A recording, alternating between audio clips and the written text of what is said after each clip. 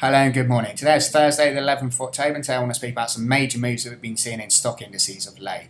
Here I've got a US 500 chart on our X-Station platform. As you can see, yesterday we had a major day of declines, the market dropping 4% over 100 points from highs around 2890 to end right on the lows at 2772. Now, there's three real reasons that are being cited for these sort of large downside moves that we've had. The first is rising bond yields, and I'll show you a chart of the T-note in a moment. There's also ongoing concerns around the political situation in Italy and the Italian budget. And thirdly, there's some talk of possibly short volatility bets exaggerating these moves, and I'll show these later when I talk about the volatility index.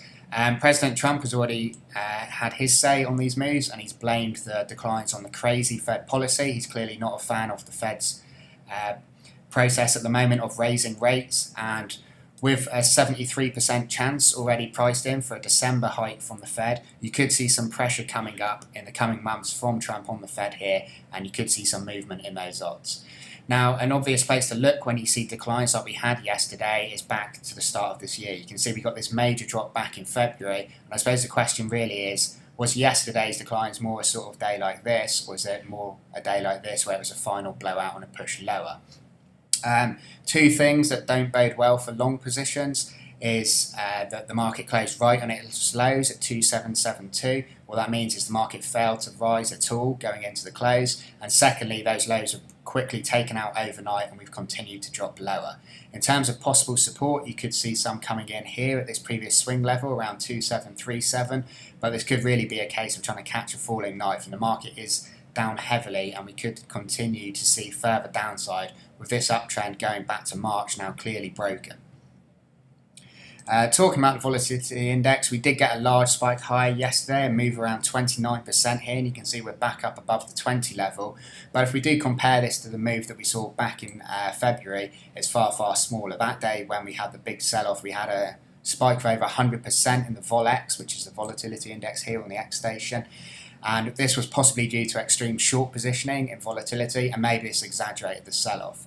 Another thing to note from the declines we saw yesterday in the stock markets is whilst they were large in nature, they were fairly measured as they went. We didn't have huge 40-50 point drops in just a couple of minutes. It was actually pretty persistent selling throughout the day after we took out those lows around 28.66 for the US 500.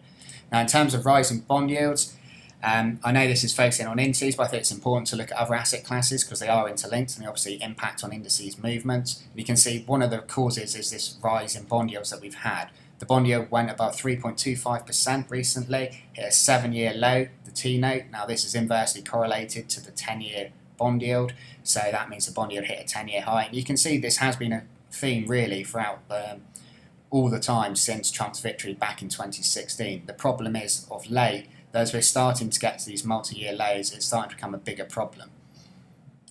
Turning to the US 100, you can see this is where actually the heaviest selling was seen yesterday in the tech sector in the US. We had a 5% decline. This is the largest single-day decline in 7 years. And you can also see, similar to the US 500, the market ended right on its lows, and today it has taken out those lows already. Making comparisons to previous declines we've seen already this year, back in late January, early Feb, we got a 13% drop.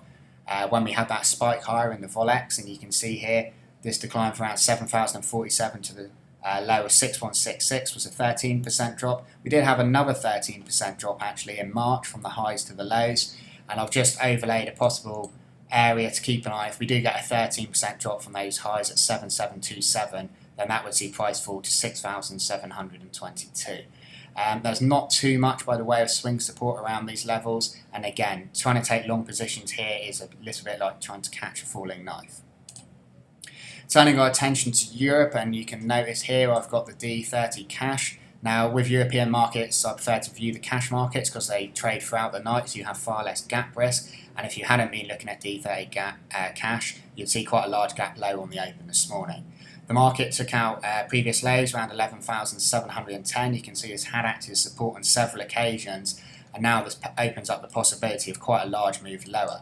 If we go very long time frame here, you can see a possible head and shoulders forming, the shoulder here, the head there, second shoulder there, and then breaking below 11,710, we could really see a significant decline all the way back down towards these levels here, which comes in at around 10,800. You can see the 200 SMA is above price and pointing lower, which is indicative of downtrend. And unless we see the market get back above that 11,710 area, then the outlook remains pretty negative for this market. It's a similar story for the EU 50. Yesterday was a big down day. We took out prior key support around 3260, and again we've got the 200 SMA rolling over, and really not much by the way of swing support in this case until we get down around these levels, around the 3100 mark.